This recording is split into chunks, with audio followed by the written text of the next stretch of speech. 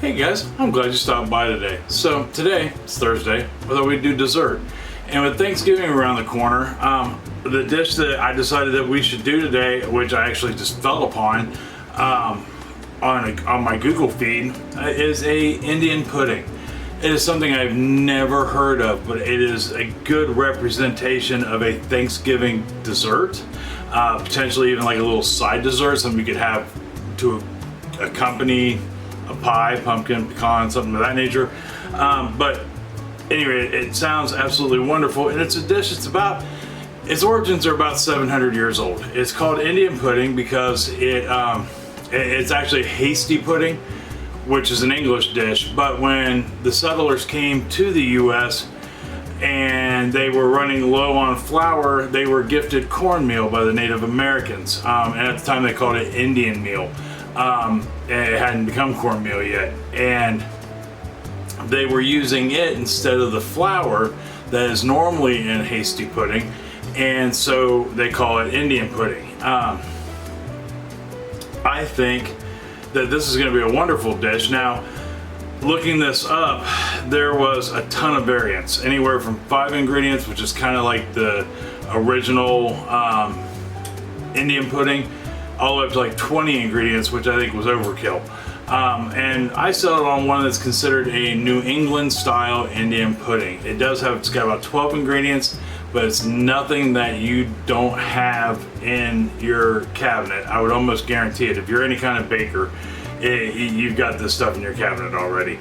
And it's a good way to start off all those fall flavors like nutmeg and sure, cinnamon and allspice, and ginger. Basically everything you would put in a fall cookie, pie, something for Christmas, but it's going to be amazing. And it's doesn't look really difficult, but we are going to utilize a lot of things. We're going to start out on the stovetop and work our way to the oven with a water bath. I think it's going to be good times. We'll see. Everybody that I read about this on was like, once you've had this, you're never going to go back. It's everybody's favorite dish that's ever had it. And like I said, it's hundreds of years old, so it's an old school dish that I think we're going to enjoy. But if you are new to our channel, welcome. If this is your first video, I hope you get something out of this video. Check out some of our other videos. If you are returning or one of our new subscribers, welcome back and thank you.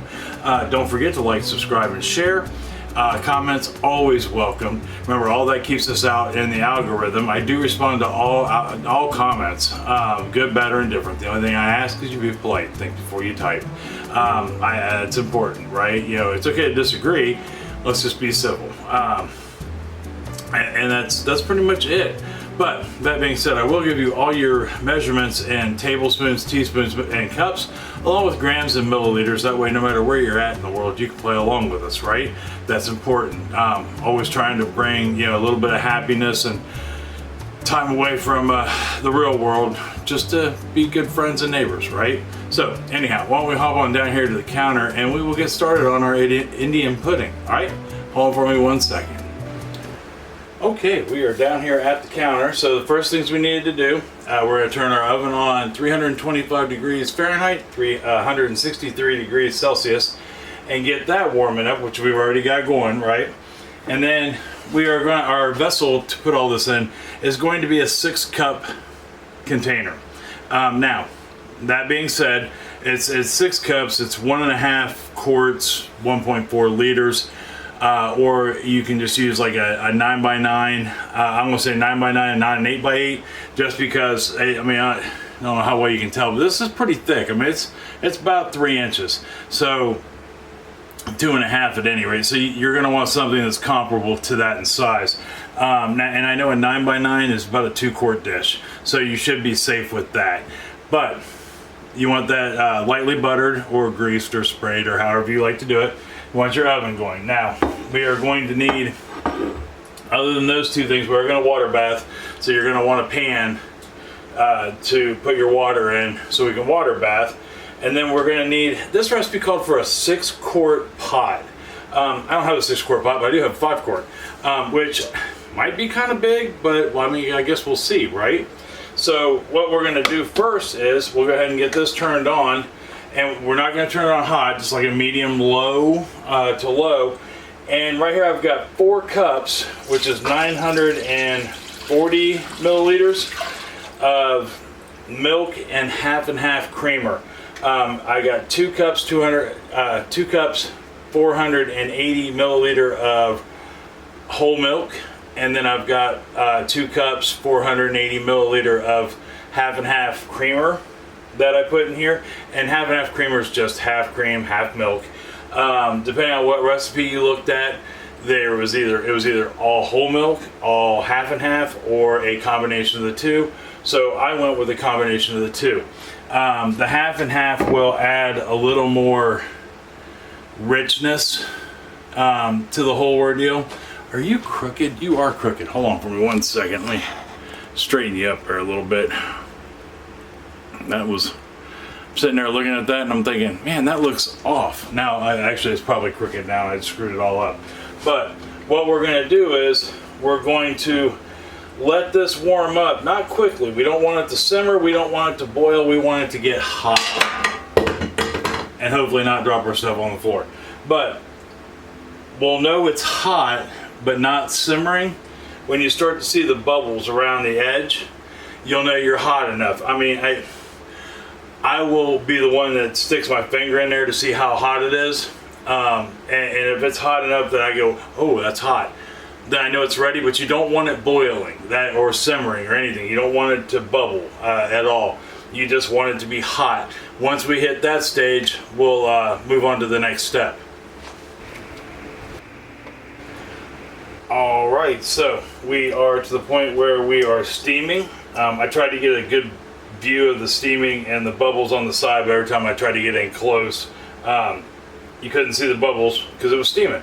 So, but we know we're hot now. I don't have to stick my finger in there and go, oh, that's hot. I know I'm warm. So now I've got a half a cup, 80 grams, right? Yes, half a cup, 80 grams of cornmeal. And I'm using yellow cornmeal. You can use white cornmeal if that's what you like. I just would not, make sure it's cornmeal and not cornbread mix, because the packages can look very similar if you aren't paying attention, so to speak. So now that we got that in there, we are going to sit here, and you don't have to necessarily constantly stir it, but you want to frequently stir it because you don't want anything cooking to the bottom. But we don't want it boiling either. We just want to give it about 10 minutes worth of getting to know each other at a low simmer. Alright, so our timer has gone off. We have been our 10 minutes. We'll go ahead and turn our heat off. We're going to take this off the heat now. Now we're going to start adding stuff. And we're going to start with 2 tablespoons, 28 grams worth of butter. And it is at room temperature, which is going to help it melt. Now this is blazing hot, so it won't have any problems melting. And to that, we are going to add a quarter cup. Where'd you go? Yeah, quarter cup, 55 grams of packed brown sugar. Now packed, as we know, means when we measured it out, we pushed it down in. But if you have a scale, you don't have to worry about that. So we'll go ahead and get that in there. It got a little dry on me sitting there. And then we are going to add 1 teaspoon, a half a teaspoon, 1 gram of cinnamon, and it's just plain old ground cinnamon. I say plain, there is a difference in cinnamons. The Vietnamese cinnamon is the best one to use for baking. And then we're going to add 1 teaspoon, 4 grams of kosher salt. Give that a good stir in. And we're going to give this a good mix all the way around either way it goes. We are going to put in a half a teaspoon, about a half a gram, it didn't register on a scale, of ground ginger. We'll get that in there. And then a quarter teaspoon, an unmeasurable amount in grams of allspice. We'll get that in there. I know, right? We're throwing in every fall flavor you can think of. Give that a good stir real quick. Yeah, and we're off heat, so we don't have to go, oh my gosh, we gotta hurry. We don't have to hurry, no rushes, right? Yeah, rushing causes accidents. We've got a half a teaspoon, 2 grams worth of baking vanilla. We have got, here comes some fun stuff here, a quarter cup, 60 milliliter of maple syrup, or you could use a golden syrup. if maple syrup isn't available to you, because I know depending on where you're at and where you live, depends on what you can get. I would really love to have some golden syrup. I know you can order it through Amazon. I just never have. There's a few things I want to actually order for the baking season, now that it's upon us officially, I guess. And then the next thing we're going to add, our next fun ingredient is going to be a half a cup, 120 milliliter of molasses. And that is unsulfured molasses, just good old fashioned molasses. And that's another thing that there's like a few different variants of I would like to really try. That have eluded me for a while now, but we will get there. And hopefully I'll be able to share them with you throughout the winter. Molasses is definitely, it's one of those things, it does not go with everything. That is for sure, and it is something that you either really like or you really probably don't like. But I've yet to meet anybody who doesn't just absolutely, that absolutely hates it. So we'll get that in there, get that stirred up real quick. And then the last thing we need to put in here, last couple things we need to put in here, well, we're going to wait on one, is a pinch of nutmeg. So it's about 1/8 of a teaspoon, not even it is a measurable weight if you have a really good scale, but it's essentially about 1/8 of a teaspoon, maybe a hair under, is a pinch. So we'll go ahead and get that in there like such. Give that a stir. Now we are going to do what's called tempering, and I've got 2 eggs right here, 2 large eggs, just 100 grams worth of eggs. As soon as I get this mixed up a little better, there we go. Now we're looking good, nice and even. But what would happen where this is, I don't know if you can see it or not, but it's still steaming, still just going crazy. Right here's the eggs, and I've got them scrambled, but if I just dump those in there right now, this would cook those eggs. We would end up with 2 scrambled eggs in our pot. So what I'm going to do is I'm going to grab about a cup's worth, and to temper, we're just going to slowly pour our liquid, our mix here, into the eggs while we're whisking. That way it rapidly cools our mix as it hits into the eggs, and at the same time brings the eggs up to temperature. All right, we are up to temperature. It doesn't look like we have any egg curdling going on, which is always good. And if you do, that's okay. You could, depending on how finicky you are, you can leave it in there. It's not going to hurt anything. Let's say you got a couple little pieces of egg in there. Not a big deal. Or you can run your entire thing through a strainer. And then that will leave any of the egg out. But we tempered it, we're good. I don't see anything that looks like egg in there. And the last thing we're going to put in is some raisins. And it's 2/3 a cup, about 90 grams worth of golden raisins. Now, you don't have to put raisins in. This is one of the few recipes I saw that had raisins in it. And I thought, ooh, that sounds fun, right? So I'm going to put those in. And if you don't even have to be golden raisins. They could be just regular raisins for that matter. So we'll get that in there. And then that's it as far as our batter goes for this.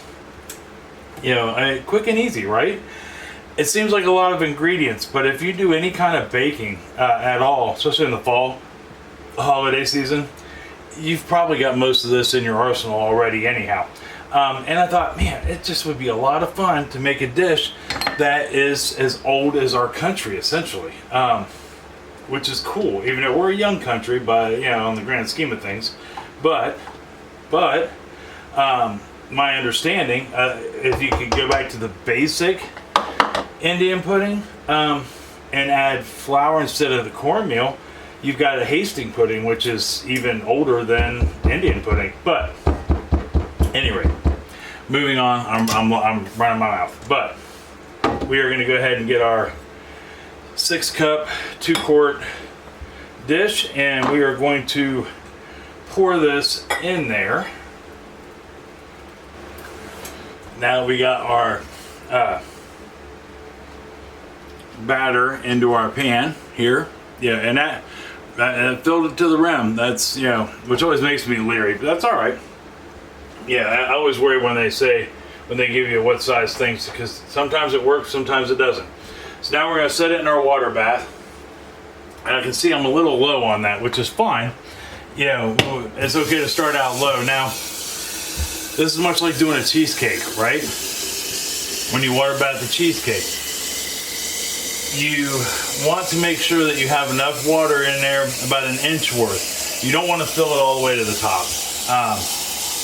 I mean, you could, but it would defeat the purpose. And you don't want to put ice cold water in there. So you'll have people, depending on who you talk to, that will tell you to put hot water from the tap, which is what I just did. You will have people that will tell you to use your tea kettle, which I've done. And you will have people that will tell you to put this bad boy in the oven before you even put your pot in there, and that way the whole thing's nice and hot and your oven's steaming. I am not of that camp. I never have been. But let me get this in the oven real quick, and we'll continue talking for a second. Okay, so we are going to set our timer for 30 minutes. I don't know, and maybe you can tell me this. If you have an answer, I'd be more than happy to leave it in the comments, because I'd be curious why it varies so much on when you put what temperature water you put in your water bath to start it with. I'm assuming it's to get it up there to temp in a hurry, but there may be another reason. I just know that I have found it just as effective to just fill it up with hot tap water before I put it in the oven, and it has worked well. Now, we are going to bake this at our 325 163C for 30 minutes. That's what the recipe calls for, is 30 minutes. Now, what are we looking for? We are looking for similar to a cheesecake. It should be set, but it's okay for it to be a little jiggly in the middle. But you want it to be mostly set, right? Firm on the edges, and then it can get a little jiggly towards the center. Once you hit that stage, then you know you're done. So I set my timer for 30 minutes, and I will check it at 30 minutes. And if it's not done yet, we'll leave it in the oven a little longer. And when I come back, we'll take a look at it, talk about how long it took, if it took longer than 30 minutes, and what to do next before we eat some. All right, hold on for me 1 second.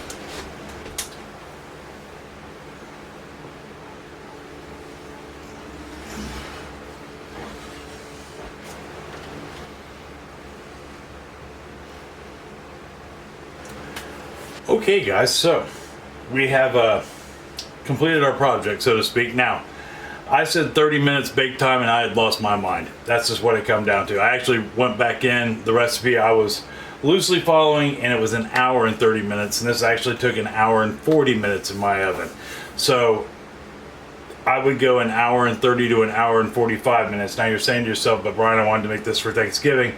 I can't tie up my oven that long. You're right. You're right. And I had also read on another recipe that you can make this in a slow cooker. I don't know if I would go with a 6-quart slow cooker, so to speak. Although, I mean, you could, it may not take as long, but it was like 2 to 3 hours on high, 3 to 4 hours on low. And you had the exact same result. And like my air fryer has the slow cooker capability. So I could easily do this in that if I didn't want to tie up my oven. That is an option for you if that's something you decided to do, or you could just make the same night of the week. But it takes about an hour and a half.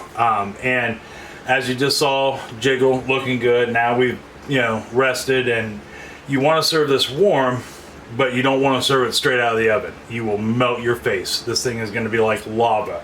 If you remember the toffee pudding that we made a month or two back, a couple months back, this is pretty much the exact same thing, minus the toffee topping. So you want to let it rest. Serve warm, let it rest. And depending on who you talk to, you can reheat it and it's just as good. Everybody recommends you reheat it in the oven if you're going to make it even a little bit ahead of time. So anyhow, enough chit chat and info. Let's try this and see where we're at. I can't eat a lot of it because I'm trying to watch my girlish figure. I'm doing good, so to speak. It's just going slow. But we are going to try our pudding, and we're going to try it hot. And oh, I forgot my little extra piece of resistance that's going to go with this. And holy cow, that looks good. It's definitely pudding-like. I will give it that. But there we are. And if you will give me 2 seconds, I'll be right back with a little something extra. Okay, I'm back. So, everybody, I mean everybody, recommended vanilla ice cream. So I thought, you know what? I'm gonna grab some vanilla ice cream. And I'm sorry if there's some glare on my glasses. If any of you guys know how to cure that for videos, that would be awesome to know an answer to that. But I can't see a thing anymore without them. And I'm trying really hard to do right. So anyhow, let's give this a try and see where we're at.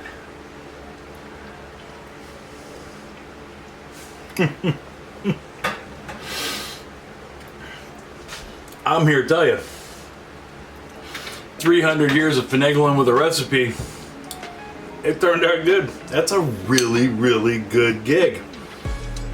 I'm gonna have to have me another little piece with a little more ice cream.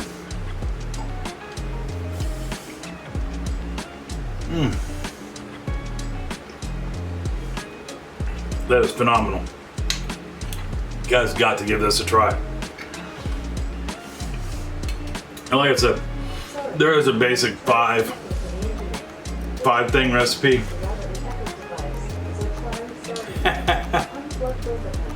My echo is going off.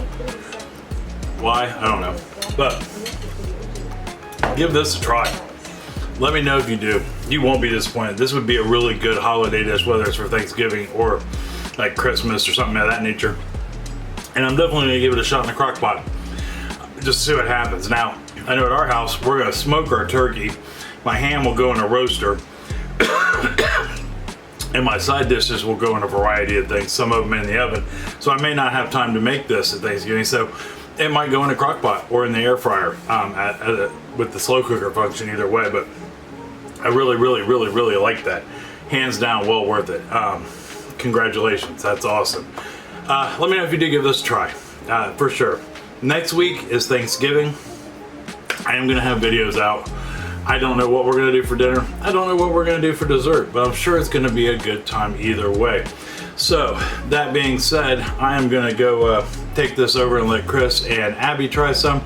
Maybe bring the neighbors over, but until then, I love you. I love you very much, and I mean that from the bottom of my heart. Tell somebody else you love them and love them very much. They may need to hear it, and even if they don't, it's gonna make them smile and feel good either way, right? It's gonna make you smile and feel good to tell them. That I know for certain. And if you make them some of this pudding, you know, Indian pudding or not, call it what you will, they're gonna stick around for conversation, probably another scoop of vanilla ice cream and another scoop of that, and a cup of coffee. I can see coffee going with this, or whatever your desired drink is. So anyhow, till next week for dinner, I love you, and I will see you then. All right, see you later. Bye-bye.